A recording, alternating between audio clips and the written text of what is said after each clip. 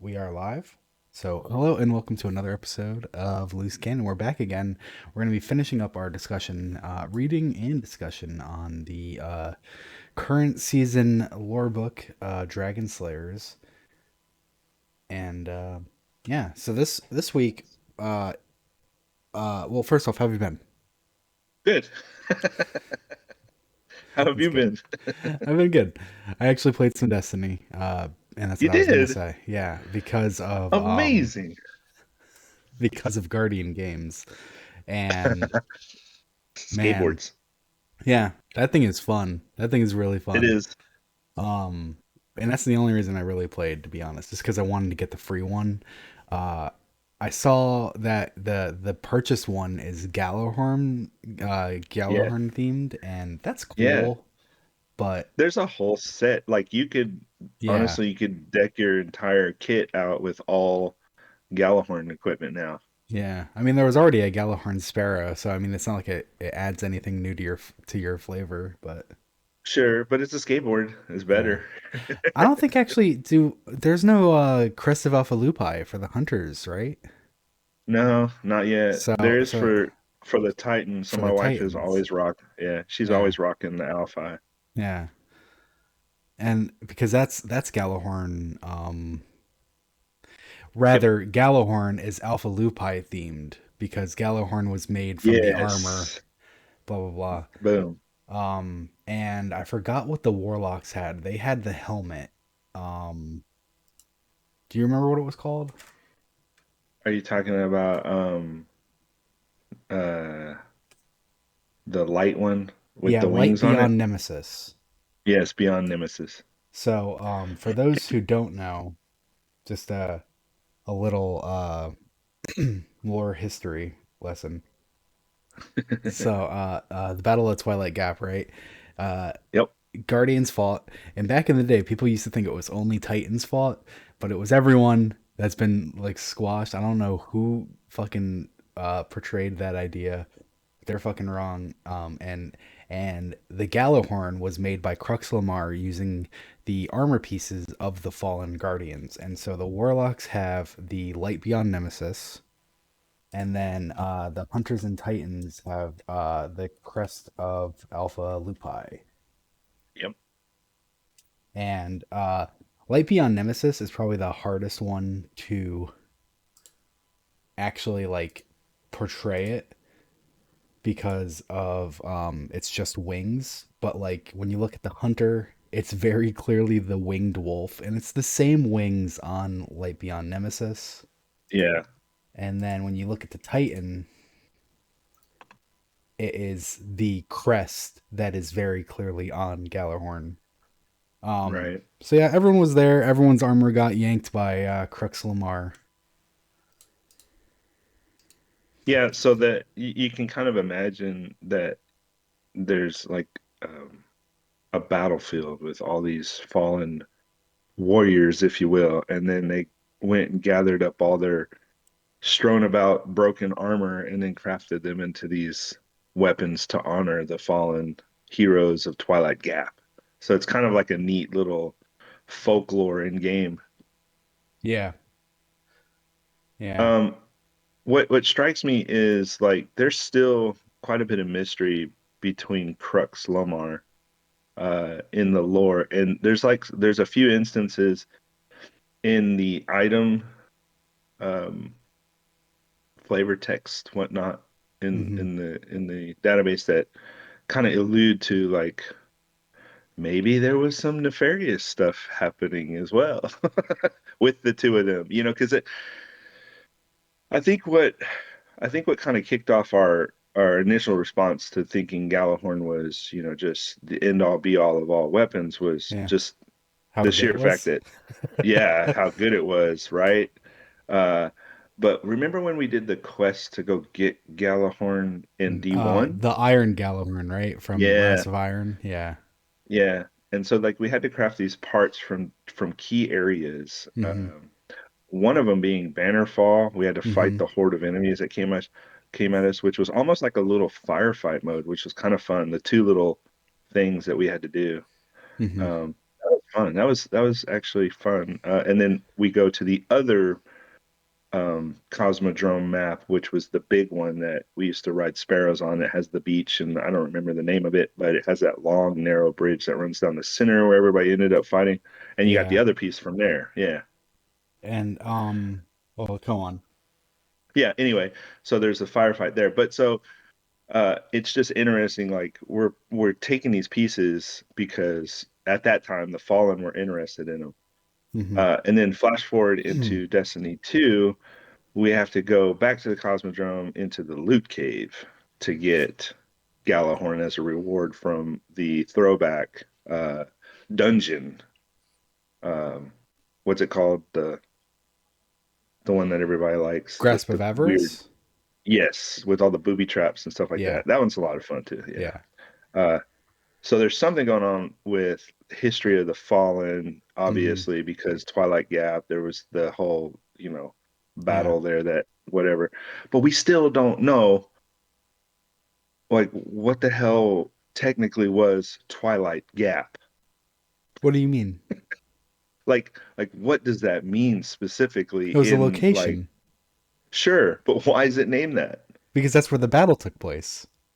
But why is Twilight Gap? What's the gap? Where's the Twilight? Oh, why is Twilight Gap called Twilight Gap? Exactly. Oh, okay. Yeah, I don't know. I don't have anything for you there. Anyway, in the lore, there's several different other items that they've introduced in the game since D1 all the way up till now. And it's like they're putting in these little pockets of information that, hey, Hmm. some stuff was happening with this Crux Lomar partnership. Hmm. And there might have been some little, sneakies going around when they were crafting weapons and doing these things. So I'm kind of interested to see what evolves uh, from that in the future. Maybe nothing, but maybe something will come out of it because it's almost like when we talk about Omalon, we know that they're messing with shit they shouldn't be messing with because Yeah. they're kind of on the forefront of using stuff that is potentially very dangerous, and they craft them into weapons, and they do that a little bit with Crux Lomar as well. And then we know Tex Mechanica has always tried to like weigh the one side of the coin when they're in competitions with broken weapons and like rigging games and stuff like that, or you know trying to place their bets on the winning side, stuff like that, right? Tex Yeah. Mechanica is lore. Uh, but the other foundries are not like that. Hake is Haka. yeah, is very just like boots on the ground, stripped down, Yeah. uh, these are just functional weapons, tools, whatnot. And then there's SUROS, which seems to be all about elegance and like Well, beauty and yeah. I mean, and nothing has proven me wrong on it, so I'm holding to it. I think Suros had some shady shit happening as well, because if you were to look at the Red Uh-huh. Death model and the Suros regime model and their original D1 perks, I don't know if the modern Suros regime still has this perk, but they have the same, and this isn't saying much because a lot of weapons do, but they Sure. have the same frame of assault rifle. And the difference is Red Death is more angular and Suros Regime is more polished. But they also Huh. have under the barrel, they also have a little like attachment where the Suros Regime has like a syringe looking attachment and the Red Death has its big bloody like saw axe blade. Yeah. Yeah. And so Survivalist night. both exotics had a perk which would regain you health. And so it's like, and then when, what was the Red Death prototype called? Remember that? Yes. No. That was Red Spectre Spectre. something. Yeah. Yeah. Let me see it like that. Yeah, that was a good one. Red Spectre was fun. Rumor has Uh, it the Red Death prototypes are circulating in the Crucible once again, and yeah. the Red Spectre. I should have googled the image of it. Is is kind of it looks more like the Red Death. Obviously, it's got the big knife and everything, but that's just like another one where it's like Yep. so. if Red Spectre was a Red Death prototype, that means like Red Death was something to be aspired to at some point. Yeah. Yeah. And so I had this theory that the Red Death prototype became the Red Death, and Suros was like, "Oh shit, never mind about it. That's too much." And they were like they like kind of like used the technology to create the Suros regime under like That's funny. this prettier title. Um, Well, I'll take it a step further if you'll allow me. yeah, go for it. Okay, so in D1, we had limited knowledge about Suros, and then we had the weapon called Suros Regime. Originally, it was intended to be called Arcus, Arcrus, or something or other. Instead of And Suros. yes, and then they changed the name right before the game launched to Suros, and then that was the foundry from then on. Uh, Interesting. Suros has Suros has some key little things that are like fun trivia things to note about them. Uh, the name Suros, the way it's spelled out in its imagery, is supposed to look like Formula One racing and Hmm. NASA. So that's why it looks so, elegant, fast, rockets, all that junk, right? Yeah. But there's always been an emblem present that goes in line with Suros regime. And in D1, there were so many arguments about it when it first came about as to what the hell it was. Is it a dragon? Is it this? Is it that? Is it that? And then later, towards the end of D1, we got an ornament which pretty much told us. And it's a basilisk. And I knew Hmm. this. I knew this was a basilisk. Um, but in D2, they very much spell it out for you. It's basilisk, right? Because they even have an ornament for some of these Surus weapons which say basilisk, whatever. Uh, but that little dragon, that winged creature on the front of a lot of their weapons is a basilisk, and that's the moniker for Surus. It's kind of like their coat of arms, I guess, or whatever you Hmm. want to call it. Uh, but what is a basilisk, and how else has it been used in D2? Well, it was attached to Ahamkara in a particular lore entry, which talked about an Ahamkara being a shapeshifter, and one of the shapes that Ahamkara shifted into was a basilisk. But what's really interesting is what is a basilisk and what does it do? A basilisk, if you look at a basilisk, which is this kind of like chicken dragon, I guess is what you would call it. Hmm. If you look at a basilisk, you die. Hmm. It, I've it, seen it Harry has Potter. this. Oh, okay. See, I didn't know it was in there. A basilisk is a mythological creature that has this ability to stare at you and kill you just by looking at it for some reason. Also, fuck that lady. And so Sorry. Just in Harry Potter. have to good for good measure that Oh, okay. the author. Fuck her. That's fun. That's fun. Oh, yeah, yeah, yeah. There you go. So anyway, it's kind of funny to note that there's this happening in the lore that had to do with Ahamkara, but then there's also this happening in like Suros, who you would never consider to be a part of this Ahamkara thing or whatever. Hmm. But who knows if it's hiding in plain sight? I think the funniest thing about using a basilisk as the moniker for Suros is if you take on face value what a basilisk does, it's almost like they're saying we have looks that can kill. Have you ever Nice. heard the expression like, yeah, Yeah. it looks that kill? Right, because Suros is beautiful weapon, elegant weaponry, right? So anyway, I just thought that was funny. Uh, but who knows? It could just be a happy coincidence. Yeah. I'm trying to find damn the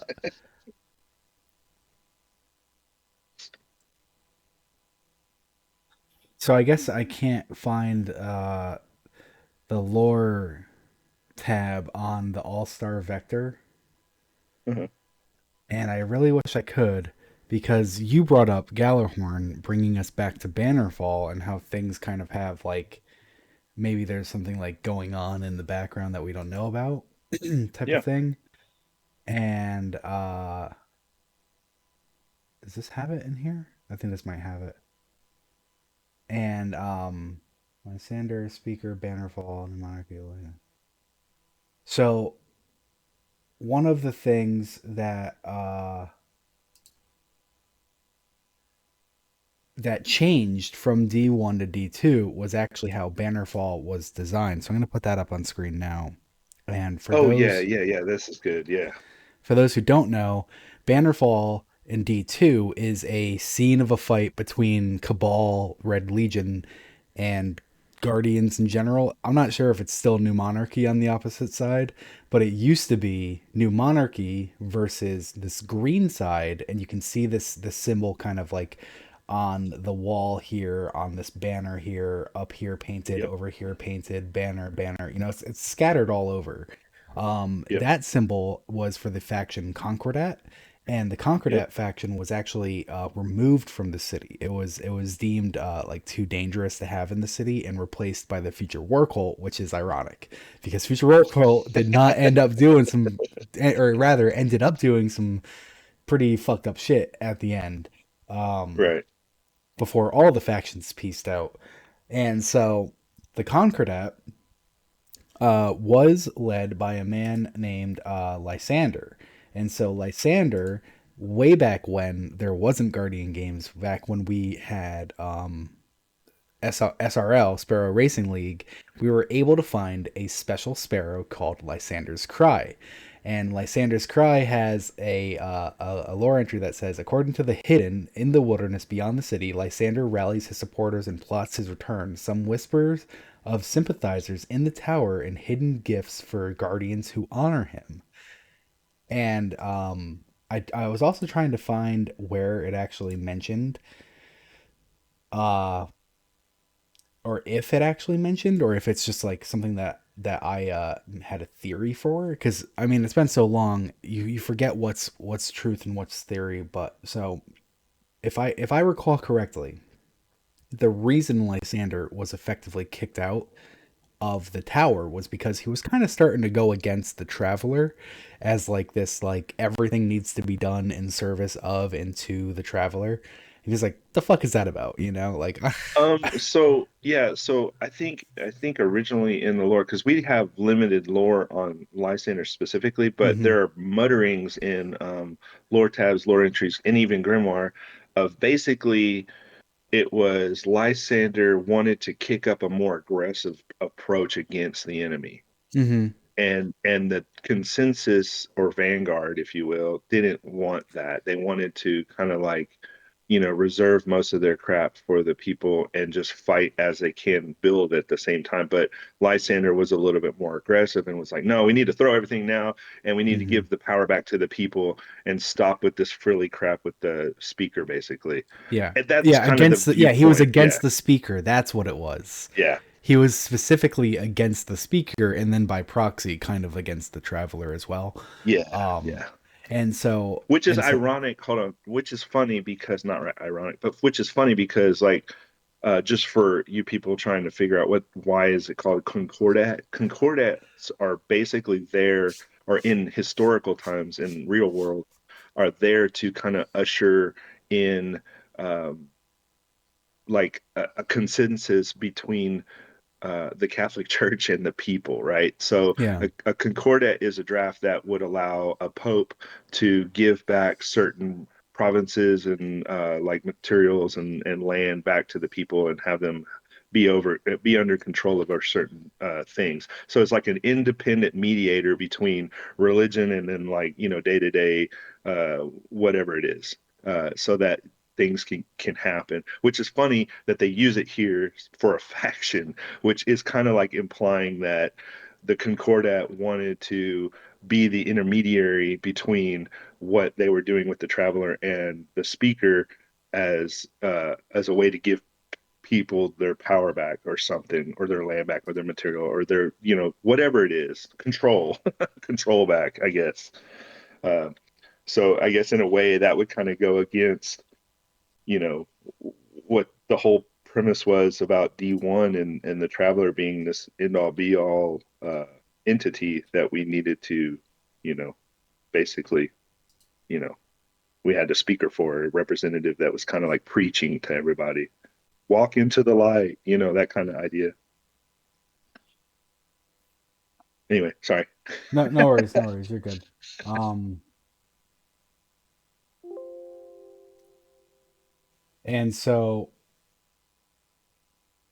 I found it. I don't know why. Did they change it? Either way, because I'm just not seeing it. It's not jumping out at me, and it's a little embarrassing. But it is in the category. So we'll go back to the image now. Um, so whether it's a more aggressive approach or it's damn it, this thing is loose. Whether it's simply a more aggressive approach, it's even looser now. I made it worse. Whether it's a more aggressive approach or sorry for anyone listening, my mic is like falling onto my shoulder, and I was trying to fix it. Whether it's a more aggressive approach or it's going against the speaker, and thus the traveler trying to like kind of say like less religion in our politics, please. If you look Yeah, at this symbol, it is a fist pressing down, and yeah, I was of the opinion that it was to like symbolize like that they are the ones being oppressed, you know, and it's like that's why they flew that right. flag to be like no more. They to kind of go against it. Um, and so the All Star Vector, it's categorized in the Lysander category on Ishtar, and it reads, "Do dragonflies do loop-de-loops?" And then you're telling me these skimmers just turned up. Prakash nods gingerly at one of the boards with his foot. It floats gently into place at the center of the storeroom. A donation for the games, Spider says distractedly. Is that unusual? He grunts, displeased, and gestures sharply. Ara moves and paintingly paintingly slightly left.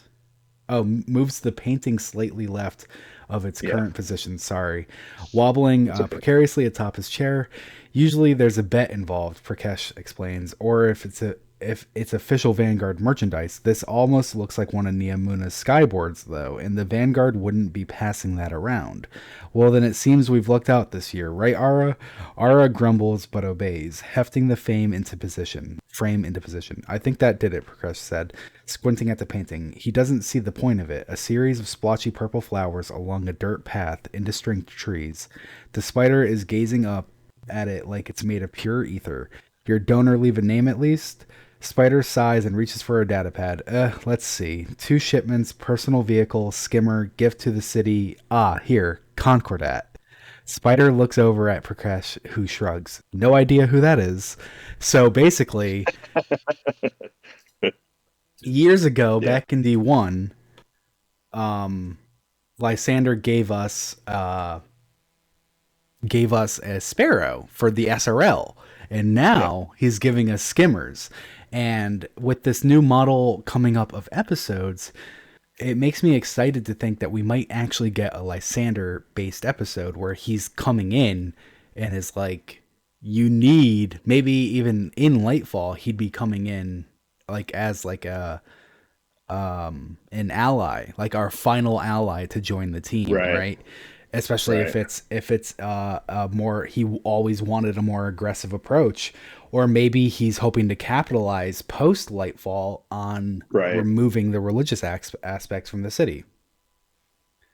Yeah, that's the funny thing because all of the factions have like a little nefarious twist to them, right? Yeah, So I think so Dead Orbit's the most easy one for everybody to throw their apples at. And it's funny because Dead Orbit, out of all of them, has proven to us to be the most like honorable in just like lore because on the face of them they look like, oh, they just want to get the hell out of here and abandon everything. Well, it's not true. They want to build a new place somewhere else and hmm take everybody with them, whoever's willing to go.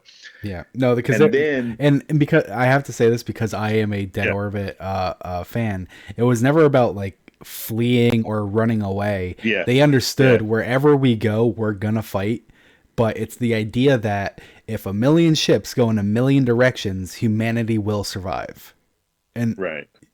so Yeah, that's all. yeah. And so that a lot of people were mad at them for that because they felt like they were just chicken shit and wanting to leave.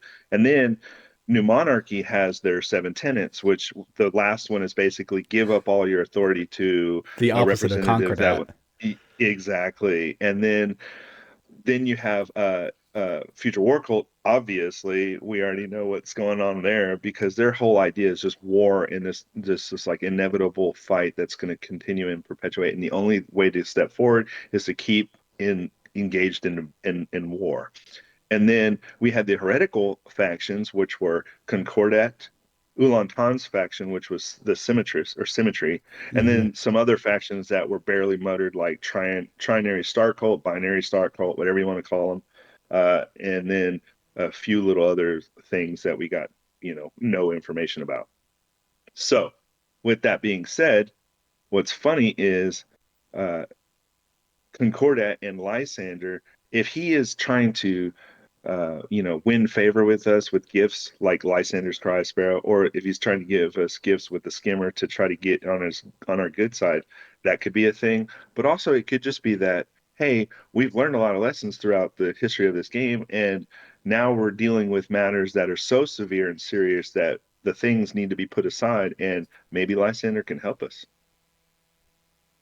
Because maybe he's at a position where now he's, if he's still out in the woods, if they say, whatever they say about him, if he's still Hmm. out there hiding in the woods like a freaking, what's his name? God dang it.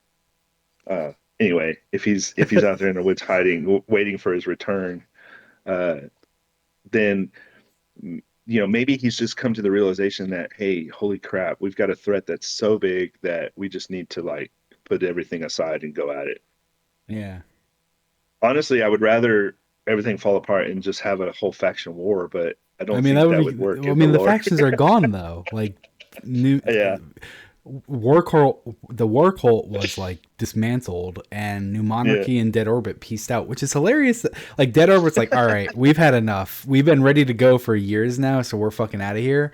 But New yeah, Monarchy just gives up. Like you've got no competition now. You just gave up. yeah, Civatech in chat said, "I've moved on from wanting the return of Sparrow Racing League and now want Skimmer Racing League, which I would be yeah, very interested to yeah, see Skimmer Racing yeah, because like it has the grinding aspect and it's like you can do some interesting uh you could do interesting map designs with the yeah. grind aspect in mind. Um, and I mean, So here's something. I was gonna say I'm a huge fan of Ratchet and Clank, so obviously I'm a fan of hoverboard racing. Get that skid Nice. McMarks. What's cool about Neomuna is a lot of the architecture has like quarter pipes and half pipes and ramps Yeah, and downhills and rails and all kinds of cool little features that if you take your hoverboard there now, you can kind of play and pretend like you're in Tony Hawk's, pro skater or whatever. yeah. Which it makes me kind of wonder if there was, supposed to be something else earlier with that skimmer, maybe when Neomuna launched. I don't Anyway, think and they so. just rewrote some stuff. Who knows? I Well, think they just like we've had, the swoopy design of the city personally. yeah, maybe. But Well, it would be cool if we had if we had like some other Crucible, map or whatever. We could just go around with our hoverboards and like, I don't know, play graffiti or something, yeah, graffiti in Destiny would be an interesting thing. wouldn't it? You got to paint these sides. You got to paint as much of this territory as possible while also shooting each other. So, how about we get to the lore card? Oh yeah, yeah. Good Lord. So, Okay. so brought to you from Destiny Armory to find, we have our weekly lore card. Yeah. All right. So this one's pretty cool. So kind of like, going with the whole Norse mythology is really present in Destiny ever since Gjallarhorn, obviously. Um, but it's everywhere in this game. Especially with just Bungie as a whole. I mean, even the Bungie um, emblem icon is basically, holding lightning, which is implying like Thor's hammer and being able to wrangle lightning, stuff like that. So it's only natural that you're going to have a ton of like cool little Norse mythology nods in item lore and game. This one is the ship. Uh, that we just got in this Hmm. latest update, and it's called Sesrumnir. If I'm butchering that, I'm sorry, Norwegians. But it's Americans would probably just say Sesrumnir, but it's a ship. It's a winged ship. It's gold and shape and whatnot. And the flavor text is pretty simple. It says, "As we fly towards the dawn, still we remember the twilight." Um, so it's not really like on the nose what that means or anything. But as you get into what is Sesrumnir, you kind of figure it out. Hmm. So let's get into it. Sesrumnir is the grand and magnificent hall in Norse mythology where fallen warriors are honored in the afterlife. This hall, if you will, belongs to the goddess Freyja. She is, she's this goddess. She transforms into a falcon to usher the dead, which are half of the souls of the fallen warriors in battle, or the chosen, if you will, and they are to reside in her realm of Folkvagnir or Vangir, something like that. I don't know how to pronounce that particular word. Uh, so basically, the idea is she roams the battlefield in a great, like the Ragnarok, right, where all the fallen warriors are plucked from the battlefield, and when they fall in a great moment or triumph or prove themselves to be worthy through sacrifice, uh, then they are honored in the afterlife for eternity, and the hall to the afterlife is called Sesrumnir. Um, and so this hall is it belongs to Freyja, and it's said to be a grand and magnificent hall where half of the souls of the fallen warriors have been chosen to reside. Um, Hmm. Sesrumnir is described as a place of beauty and abundance where warriors are honored and celebrated for their bravery in battle. Freyja is a prominent goddess in Norse mythology. She's associated with love, beauty, fertility, and war. She is known for her beauty, power, and wisdom, and is often depicted as a fierce warrior adorned with falcon feathers. So if you look at the ship, you can kind of see some falcon feathering on the wings. Hmm. Freyja is considered one of the most powerful goddesses in the pantheon. She presides over the realm of Folkvangr and Sesrumnir, where she welcomes half of the souls of the fallen warriors. Uh, she is associated with magic, sexuality, and the pursuit of knowledge. Freyja is complex and she's a multifaceted deity. She embodies both love and war and is revered as a symbol of feminine strength and independence. So there's a lot of like images of her where she has falcon feathers, she's adorned with shields and spears. And then another symbol that is associated with her is cats. She has cats for whatever reason. But it's funny how over time and folklore and whatnot, these images get twisted or evolved for whatever reason across the globe. Um, but on the very basis of her iconography, imagery, whatever, there's a lot of things that are associated with her that are also associated with us in game. If you correlate the two as like fallen heroes in battle. We are the guardians that were resurrected from the dead because we were the chosen. If you think about like what is the hall of, like, what would be Sesrumnir in game, you kind of think, well, maybe that's the tower, or maybe that's just we're fighting in the afterlife or whatever. Uh, Hmm. anyway, she's also associated with flying, and that's because she can turn into this falcon. So she flies over the battlefield, plucking the chosen, and she's often depicted wearing a cloak of falcon feathers, which she uses to transform into the falcon, and that allows her to travel between the realms of the gods and the mortal world. Um, Sesrumnir is Freyja's realm, where she receives the souls, but it also symbolizes her ability to transcend between the different worlds and navigate the realms of the divine and the earthly, which is neat that somebody had the foresight to kind of correlate the two with a ship in game that apparently kind of ushers us from one place to the other. So there's a lot of like little parallels that they love to play with, and so they take this mythological Norse character and apply it in game to a ship that kind of ushers us from one planet to the other. Hmm.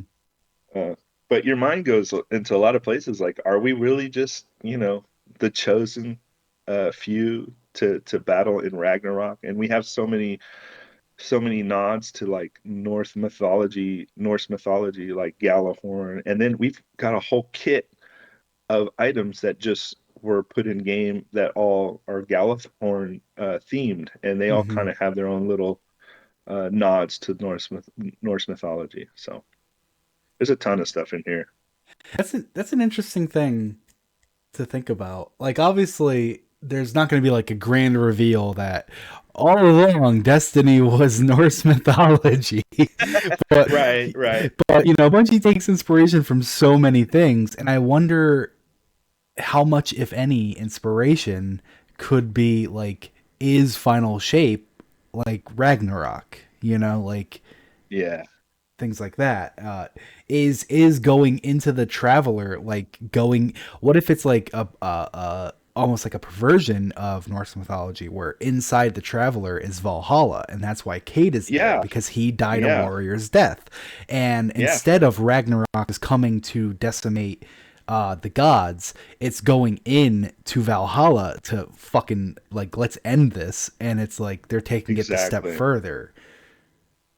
Exactly. So I want to throw a couple of things in here real quick before we move on.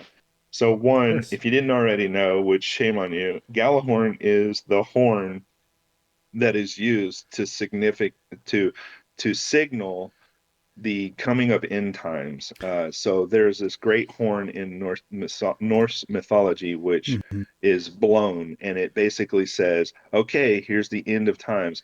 And so in Norse mythology, every so often, basically the entire universe, if you will, rotates, and Hmm. it's the Ouroboros, which is the snake or the serpent or the massive leviathan that eats its own tail, which circles the world tree, which is what is built on what Norse mythology is built on. And so Ragnarok is important because it signifies the turning or the coming of the end, which creates the new beginning. And so Hmm. Norse mythology or Vikings and whatever have all had this idea that things are very much like the phoenix rising from the ashes. In order for birth to happen, death has to happen. And Hmm. so there will always be war at the end that signifies a new birth coming in the future. And so these fallen warriors, these people that are plucked from the battlefield, are honored in these great halls, given a wonderful afterlife. Where they can oversee the next turn. Okay. And so there are key players that happen in this world tree turning in times, whatever, and they all have like different jobs to do. Because of Marvel movies, we know a lot about this stuff. Uh, but it kind of gets like misinterpreted or changed up. But on the very like just to keep it easy mode, uh, Ragnarok and Valhalla are like terms that are used to signify the end time. The battleground, which is Valhalla, or the hall of like, this is where everything happens. And then Ragnarok being the actual moment of end. And then Galahorn is the horn that's blown to signify, here comes Ragnarok. Uh, but that being said, what's interesting is this is just another Bungie ism, Hmm. because in Halo they did it too. In Halo, they referred to the ring world, which is like the end all be all, or that whole reason why the game is called Halo.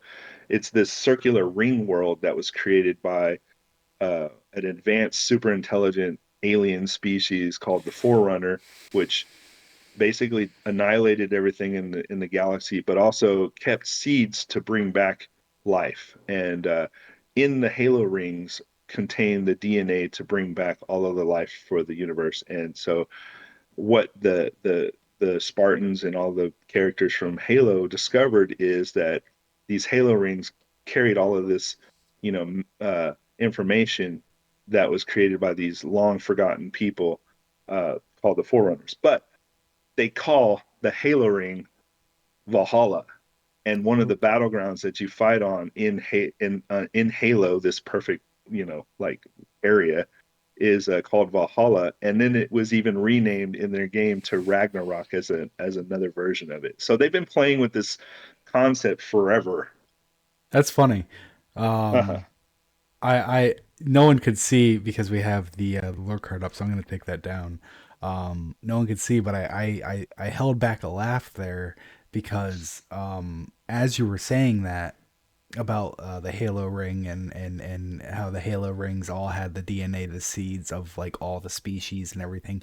Because Uh-huh. you've gone through this before. It wasn't just to kill everyone; it was to destroy an unkillable plague. And then once the plague was Yep. done, bring everybody back. Sorry, everybody. Sorry, just so that the plague Yeah. gets taken out. Um, but it made me think how it's kind of like when like a fantasy author, or I mean really any author can do this, but like I have more experience with fantasy authors. When a fantasy author writes a book and then he writes a new series and then he writes a new series, and you're kind of looking at the series and you're like, wait a second, like this guy is in this book, is in this book, is in this book, and it keeps happening.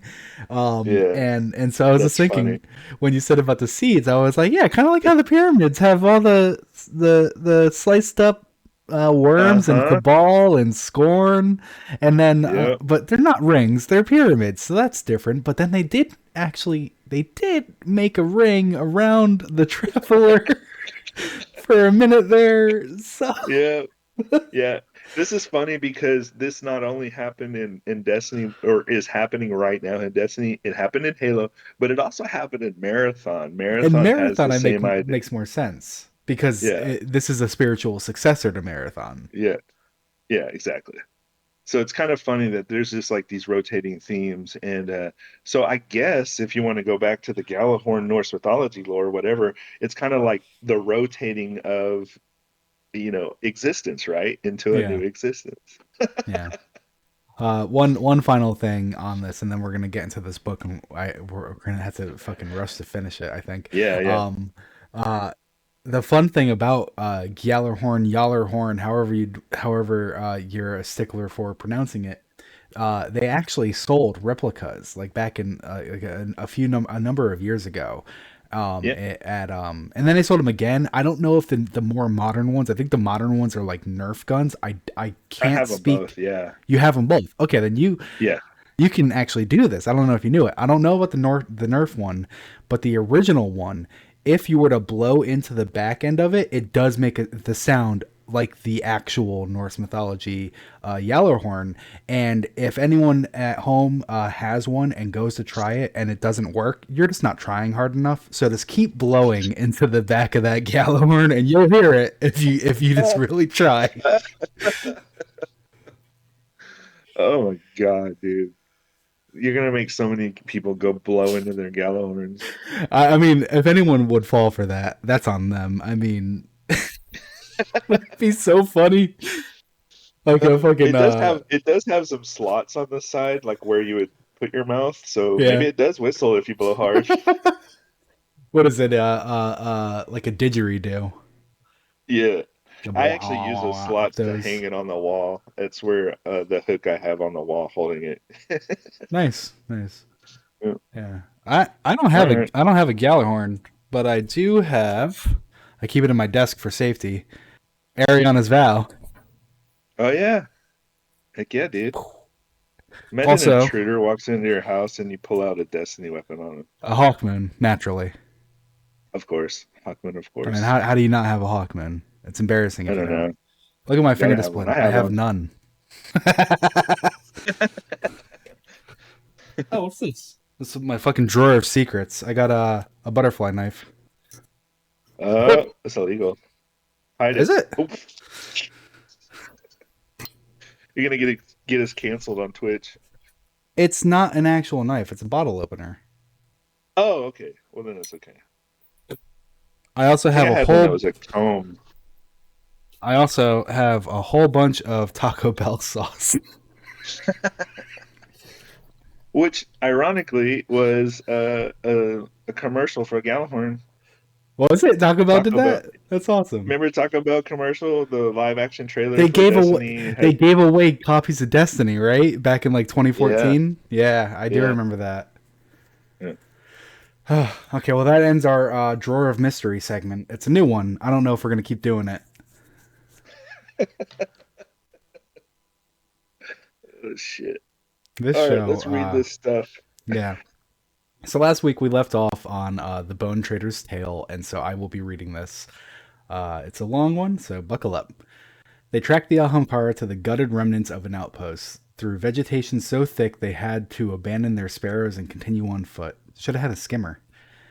It was House of Winter territory. A caution slowed their final approach to a near crawl. Could read Von Duven's growing frustration, the rigid line of his armored shoulders, but neither of them were willing to risk their ghosts long enough to get a full scan of the area.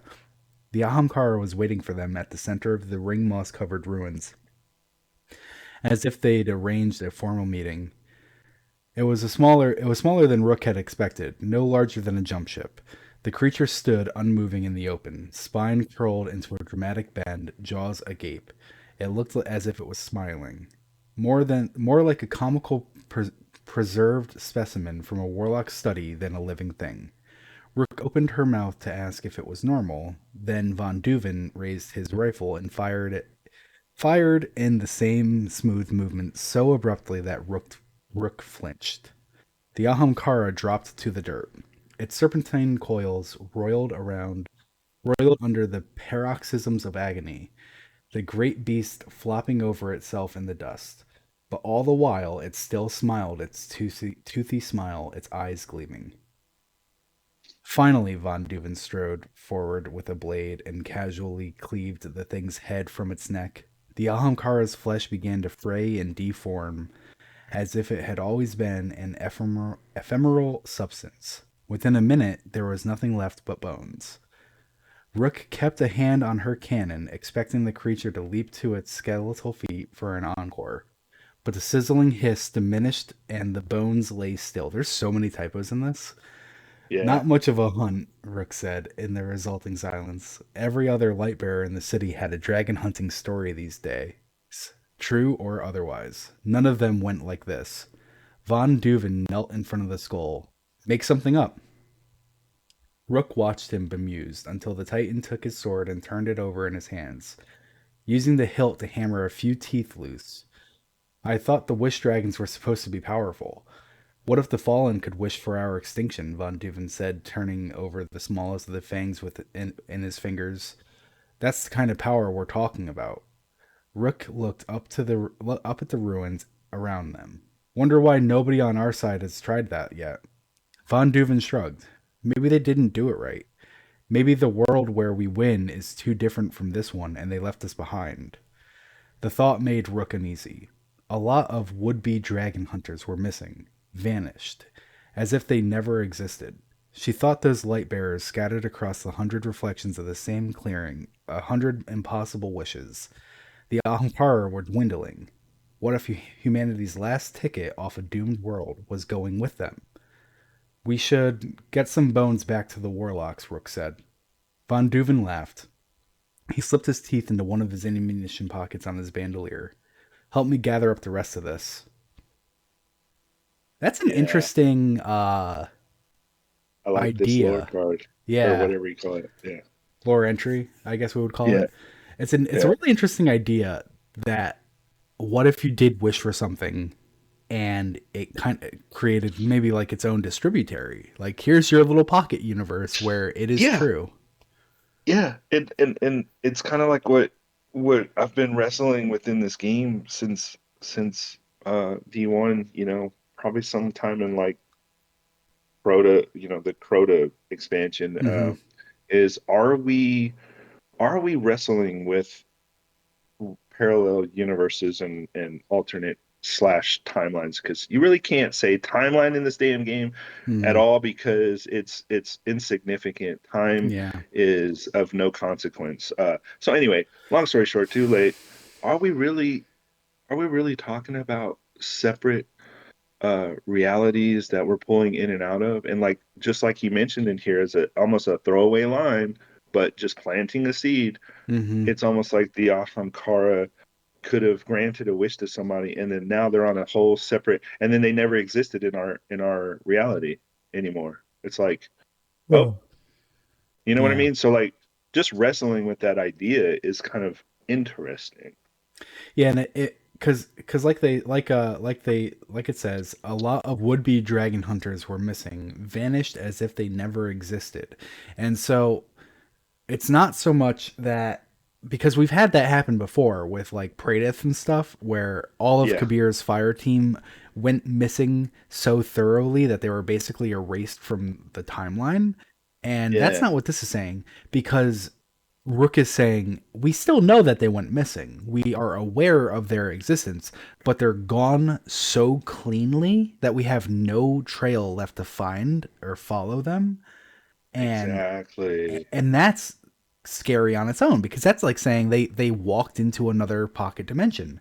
And it makes me wonder, you might recall the Tallulah Fairwind lore entry, where Tallulah, the I think she was the first hunter vanguard. She played a card game against an Ahamkara. I think it was a card game against an Ahamkara, and lost. And then she's like, "All right, That's right. what's Yeah. his name?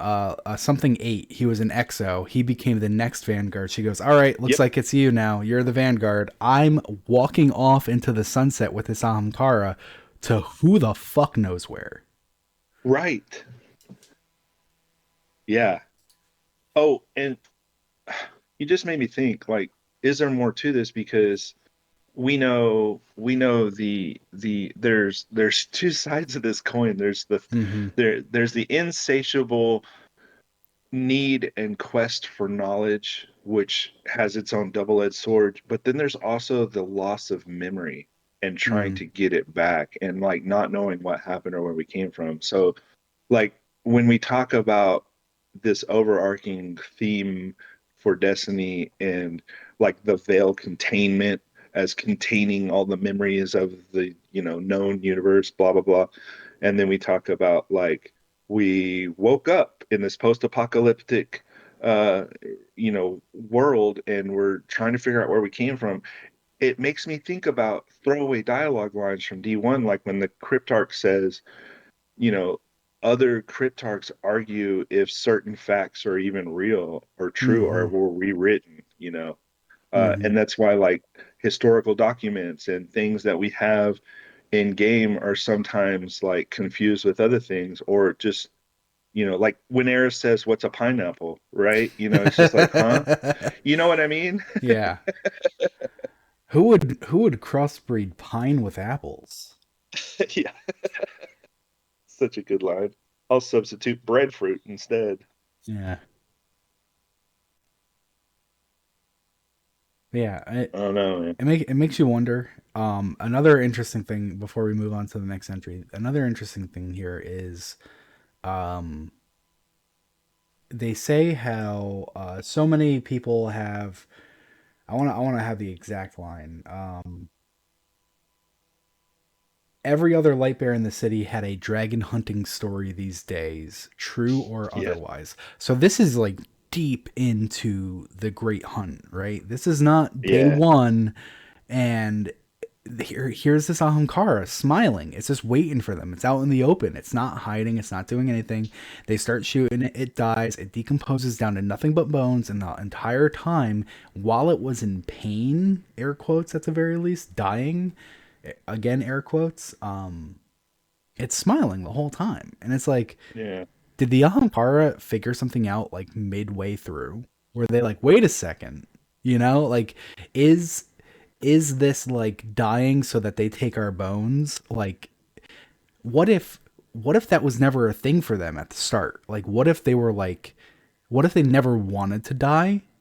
Originally they wanted to only kill, and then when guardians came and started killing them, and They guardians being started fucking guardians realizing, started taking the yeah, bones, they're like, oh, wait a second, when they take my bones, they don't realize that they're continuously wishing for something that I'm feeding and feeding and feeding. There, holy it's a shit. more efficient Yeah, way. yeah. That's And interesting. yeah. Well, it makes me think about like, okay, so here we are dealing with another calcification of the universe, which is Hmm. the bones of the Ahamkara. So this is a very dark, like this is a mirror to how the hive present themselves in game, which is from the inward out. So from the inside, there's the worm, and then on the outside is the chitin, which is the calcification on Hmm. their exterior. The ahankara are kind of like the opposite. There's a calcification of a skeletal remain that you have to get to by manifesting a desire or a wish.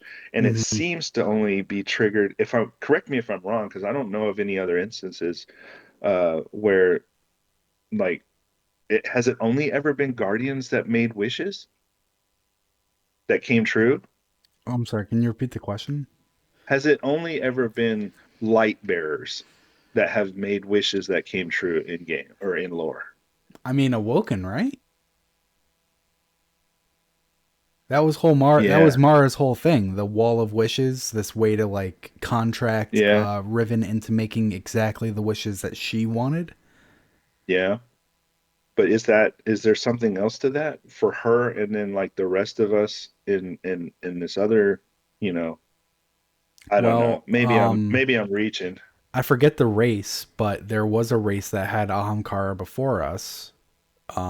That was seen in the books of Sara, where Zivu Arath was like mad, saying That's like right. how dare they get like not Ahamkara, how dare they get dragon whatever for like no cost or whatever. And obviously there was a cost, it was just a different cost than she paid. Right. So Interesting. I mean, I'm pretty confident that the Ahamkara are always granted wishes, but I mean, it's the question is in the Golden Age they were hunted as like little parasitic reptiles, and it's like what changed between Golden Age and Dark Age and City Age and post City Age? You know, like Yeah. when they were like these giant dragons, like were they just like really feasting between Golden Age and then, and that's why they're all like big and powerful, or But was it? doesn't that make you feel like they were here for, this, I'm using the word again because I get stuck like every human being, a nefarious reason? Like they were here in order to plant themselves as seeds in our realities to Well, make some, oh yeah, anyway. is it nefarious to survive? Maybe not. Maybe you're onto something. Maybe So they're just another entity that's just looking for survival like everyone yeah, else. But and but it's are like they here comes a manifesting a carnivore. It's gonna eat. It's gonna eat. You know, and yeah, that's all they're but doing. but But are they manifesting a lot of the reality that happened to us by proxy because of these wishes and desires and whatever? And it's kind of like the Faustian bargain all over again, and where I don't think a so. lot of the things that we have are just created out of this thirst for knowledge, and the Ahamkara were seated here. I wouldn't think so personally. Okay, I think it would be. I think it would be like a. They'd have to do a lot of backtrack work to make it like the reason that the collapse happened. Is that what you're saying? The reason that the collapse happened is because of the Ahamkara? no, I think they were a victim of the collapse as well, just like us. But I'm just saying, Mm. like maybe that you know a long, long time ago in a galaxy far, far away. You know what I mean? Like Hmm. there were the Ahamkara, and then that they were born for a reason.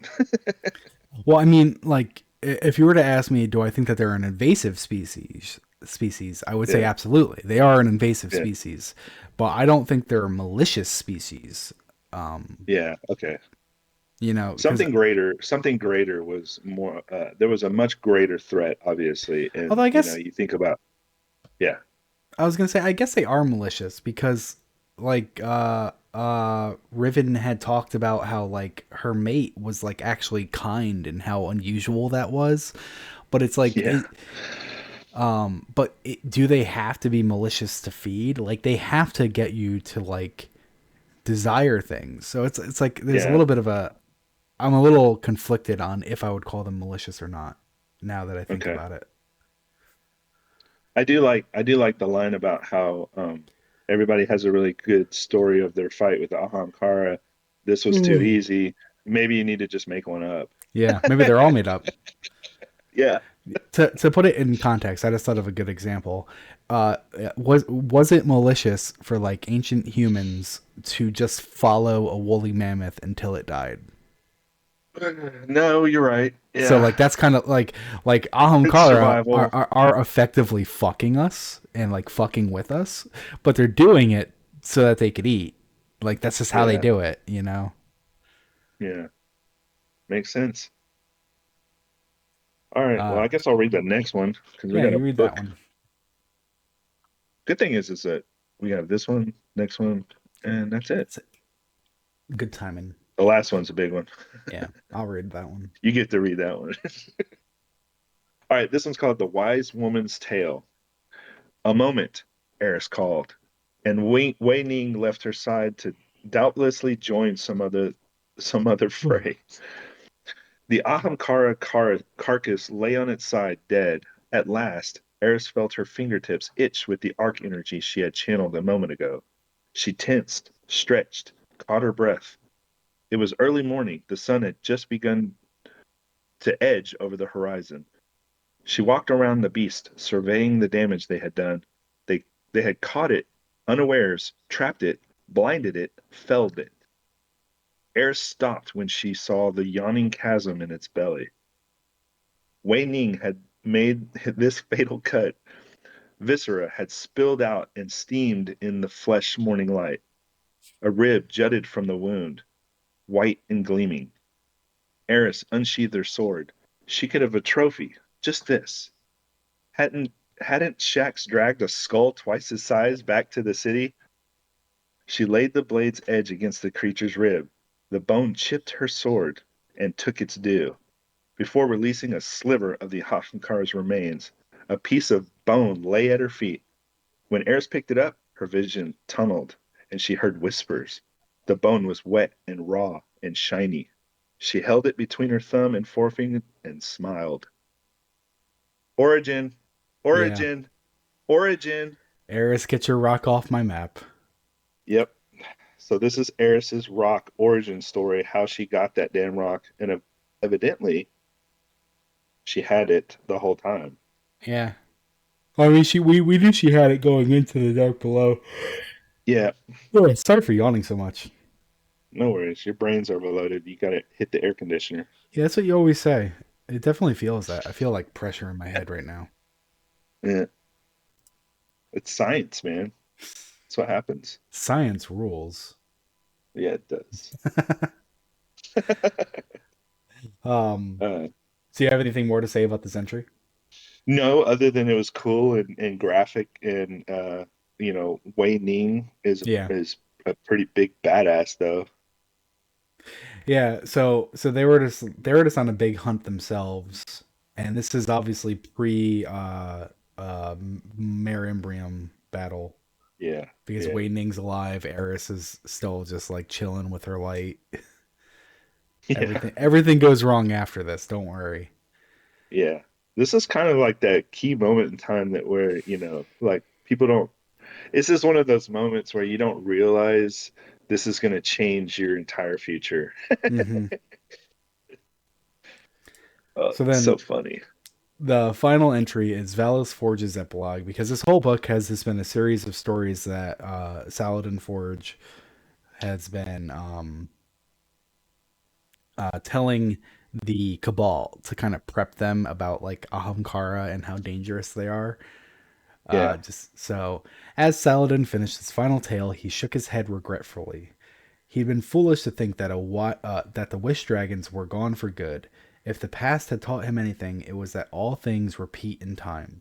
Empress Keitel broke the Council's contemplative silence. Bella's Forge, she said that among the Cabal, only the Scions could truly understand these dragons. As much as anyone can, Saladin replied. Then Optus Coryx shall give her opinion on the matter, she declared. All eyes turned to the slight scion sitting motionless at the edge of the room. The Optus stood, her head barely clearing the tabletop. The Y-shaped pupil of her eye dilated, and the palpitating of her milky facial skin slowed. Within the minds of the council members, the room seemed to dim and warm.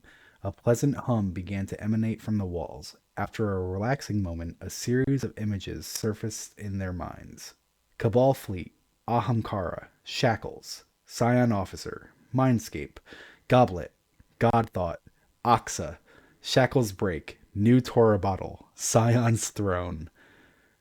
So we'll talk about these after. uh-huh. Um, The vision faded, and the cold steel of Keitel's flagship closed in around them once more. Valis Thrag stood up boldly. This traitor openly imagines herself on the throne, he bellowed. We should. His screed. His screed.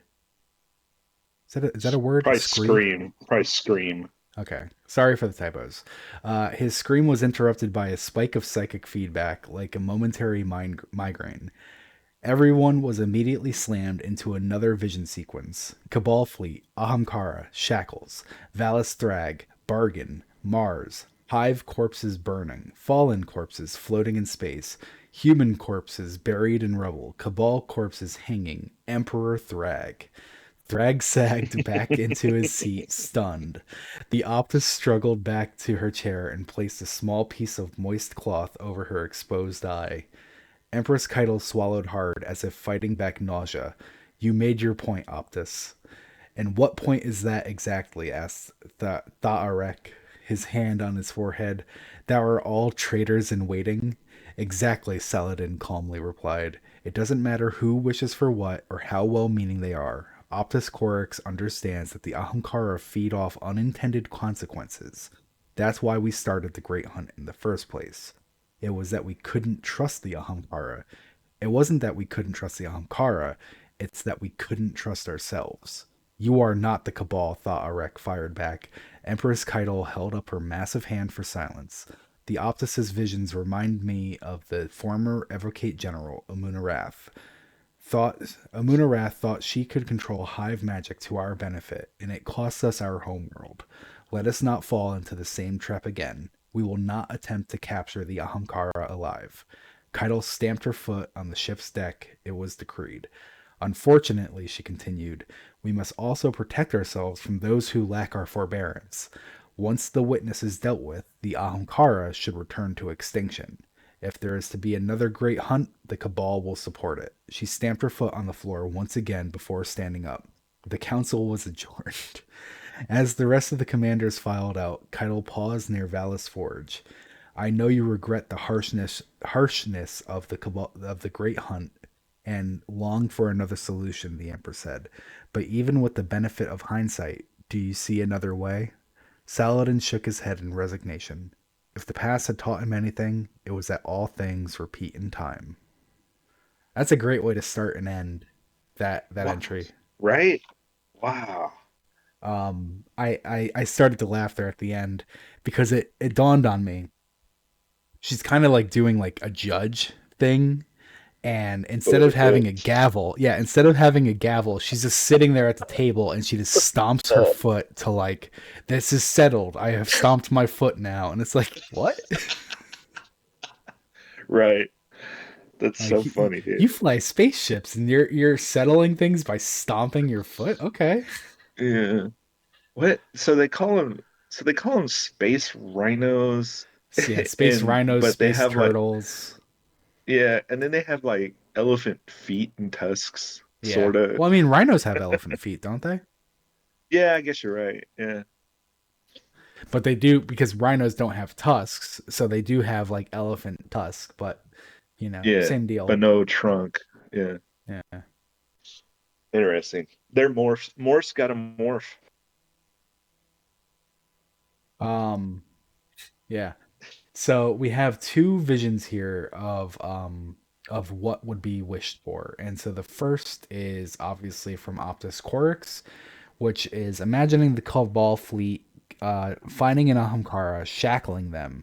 A Scion officer enters the mindscape and references their goblet. So the Scions have this religion that's built around this goblet that I forget if they put something into it or if they drink from it every day, but it's back from Season of Opulence, I want to say, back when Callus Yeah. was not sided with the darkness just yet. Right. And so they do their deal, their religious deal with the goblet, and they have their god thought. They use the Oxa to free the Ahamkara.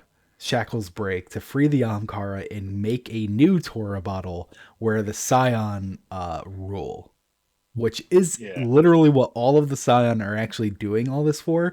They're like, we'll be slaves for now. because it Yep. benefits us.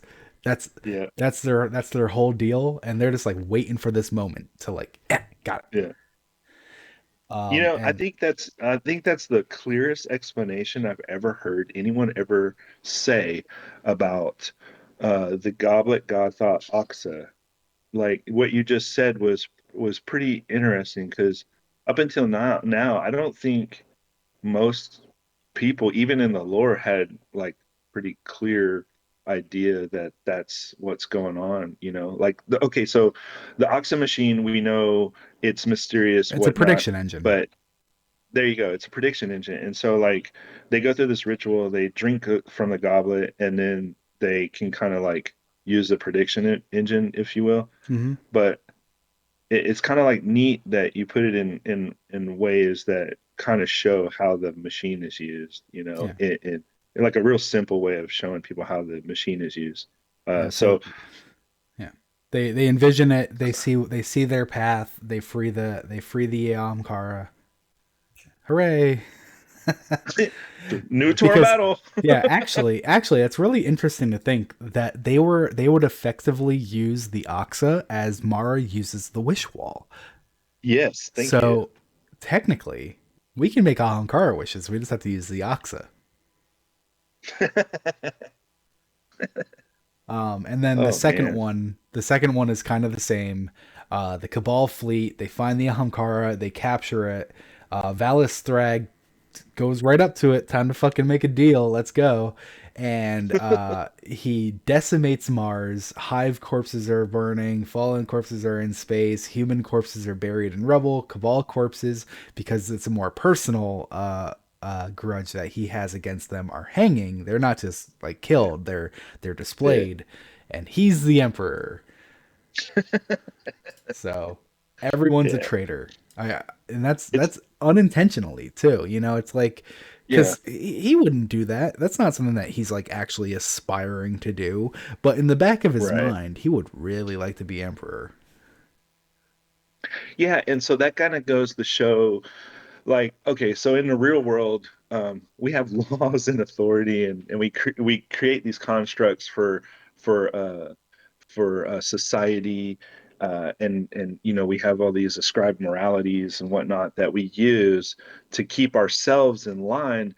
Uh, but but they're for reasons because the basic reasoning behind it is because we can't self-govern, Hmm. uh, and so we have to have these rules or these ideas that are put into law, if you will, you know, and it's never intended to harm, but it always ends up in that direction eventually because humans are fallible creatures, and so I think that like any other species that has humanity within them or some kind of like sensibility that is similar to human what we consider humanity, Hmm. uh human nature, they're all fallible creatures with this inside um you know like thing that could happen, you know, you could awaken the demon, if you will. It's kind of like when people use the expression money is the root of all evil.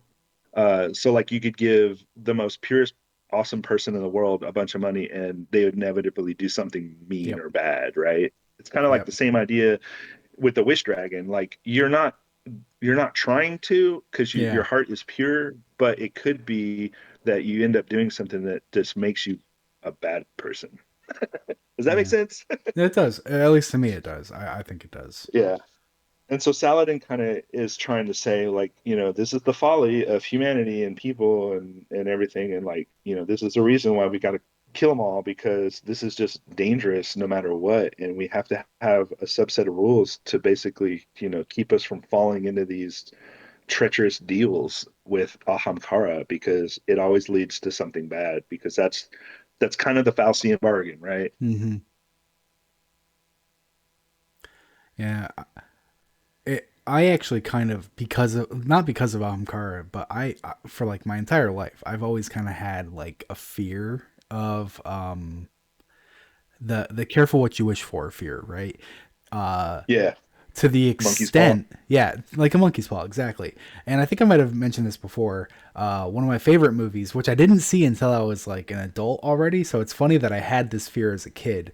But one of my favorite movies is Interstate 60, and I think I've talked about this. I have his pipe somewhere, where the one of the main characters is O.W. Grant, who's a traveling myth in America, who grants you one wish granted. And so you don't go looking for him and go, "Oh, O.W. Grant, please grant me this wish. I wish for this."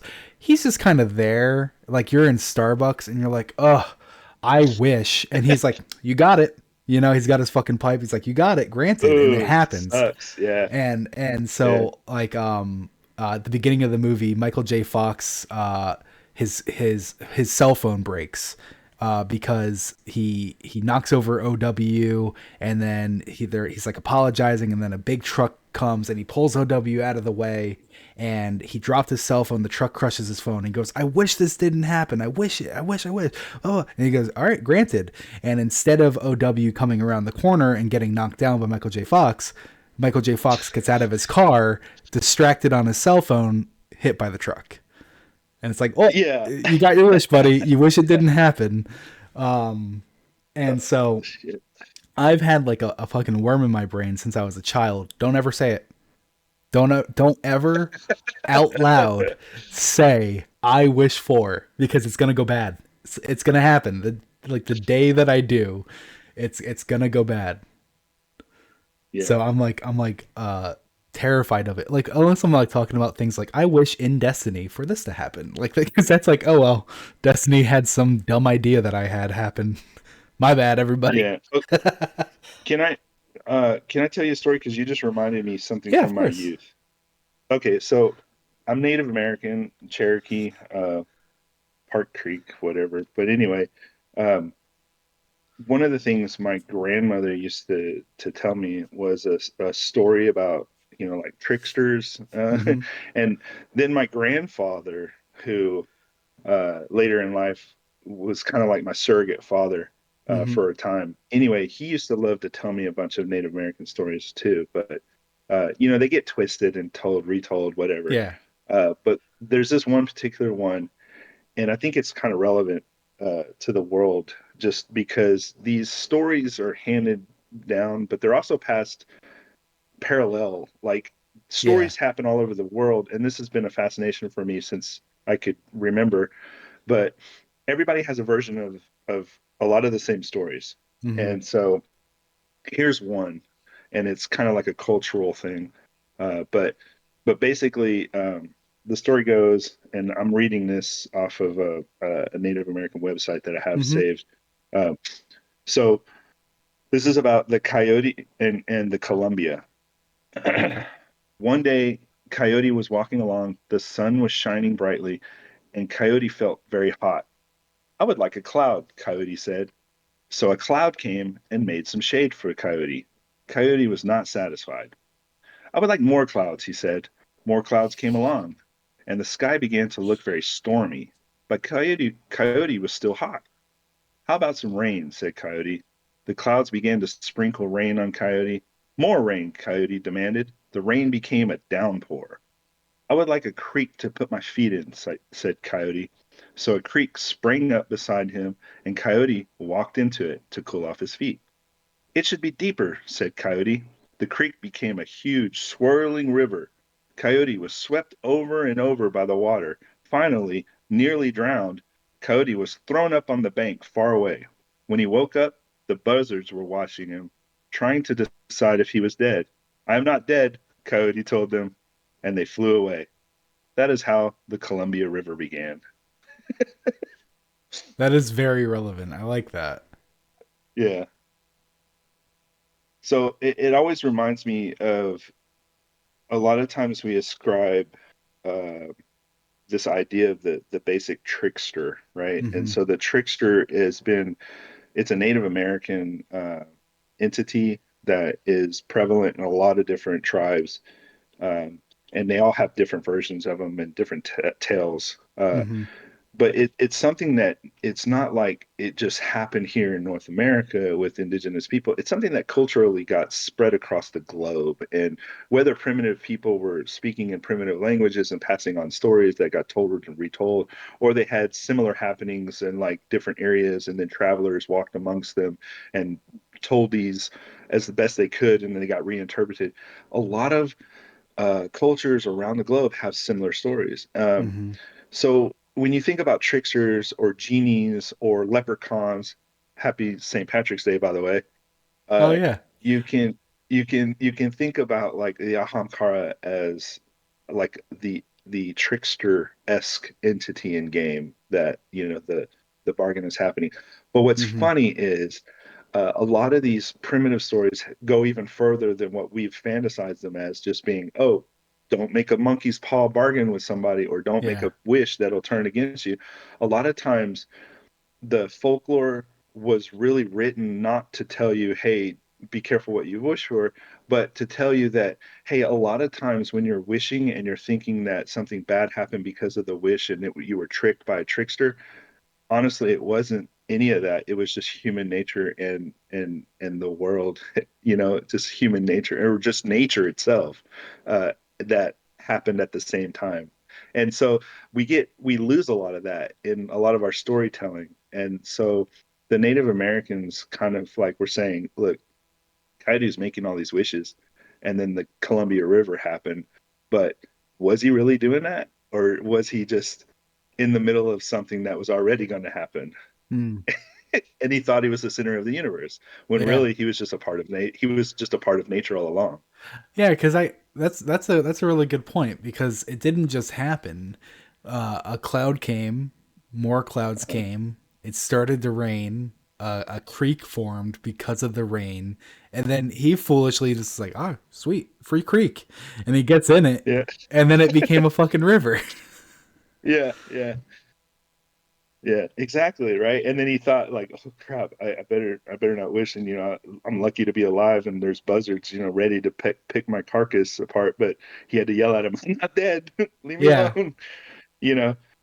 So Huh. it's just funny because this is one of those prime examples of how we get wrapped up in like fantasy or mythologies Huh. or religions or just any kind of thing that is this, overwhelming belief Mm-hmm. in something else that's out there, and it could just be Mother Nature Yeah. is doing what it's doing, and you're just a part of it, and not the center of the universe. You're just a part of it. You know what I Yeah. mean?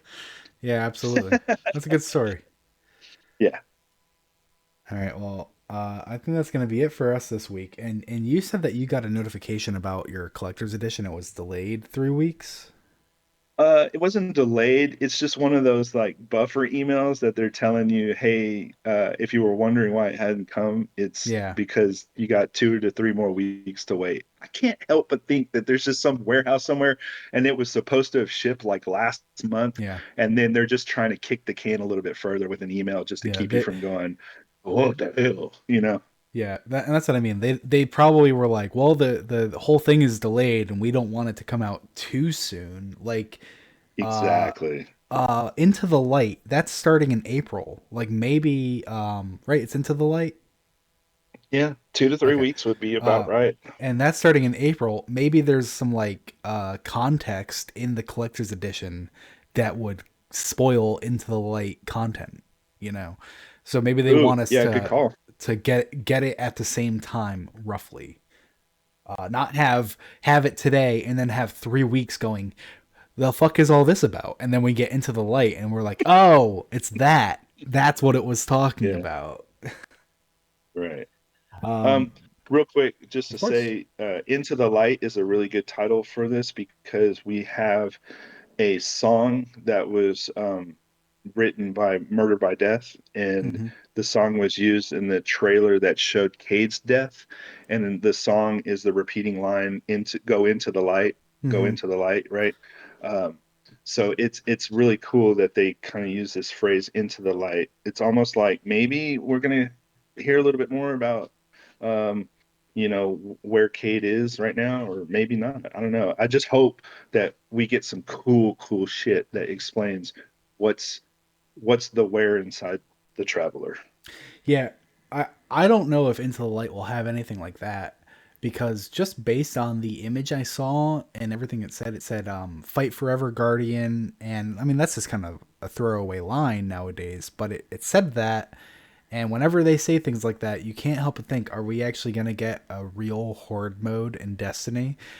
Yeah, And it yeah. looked like we were Firefight. fighting, yeah, it looked like we were fighting in the city during a pyramid invasion. So it's like, Yeah. well, where better to have a horde mode than in the city during a pyramid invasion? So Hell yeah, dude. And we I don't know have how part much. of the city to fight in. I mean, we had Yeah, some cool. Remember that whole uphill battle with the Cabal at the beginning of yeah, Red War? yeah. It'd be really cool to see that. But yeah, so Yeah. we will be back on what the fuck? Oh, March 31st. Why does that sound bad? Oh, wait, that's Easter. That's Easter. Yep, that's Easter. We'll have to do the next week. So then we'll be back on April 7th. Oh, no. So you can't do April 7th because that's April 7th. Oh, Unless what's April 7th? nothing. I was just. Did I tell you the thing about how my prank you, and everyone listening, you can do this to your family. You can tell them that Easter's actually on a Monday this year. No, Uh, never. so so so yeah, you tell your family, hey, did you know that Easter's on a Monday this year? And when they go, no, it's not. Easter's always on Sunday, and and you go, you just get to go, no, it's the Monday after Good Friday. Just look on your calendar. And so then they'll look for Good Friday, which is March 29th, and then they'll look for the Monday after Good Friday, which is April 1st. Oh, that's hilarious. Yeah. That's good. I like it. And because Uh, I learned that Easter is the Sunday after Good Friday, and Good Friday is determined by some fucking nonsense. It's not like a specified day. It's like something to do with like right, lunar cycles. right. Uh, It's like Twitter. It's not a real place. yeah. So we've got a Good Friday that is the last Friday of the month. So April Fool's Day is Yeah, right after Easter, and I said that to my family, and the calendar actually does say Easter Monday because it's like a bank holiday. And my sister was convinced that Easter was actually on a Monday this year, and my mom yelled at me. that's funny. She's like, "Why are you messing with your sisters?" And I'm like, "They're fucking Oh grown. shit. They're older than me. If they fall for that, that's their fault. You should know better. They should." Anyway, that'll be it All for right. us. We'll be back on April 7th, everybody.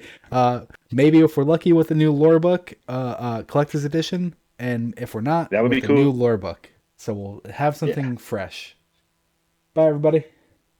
Bye.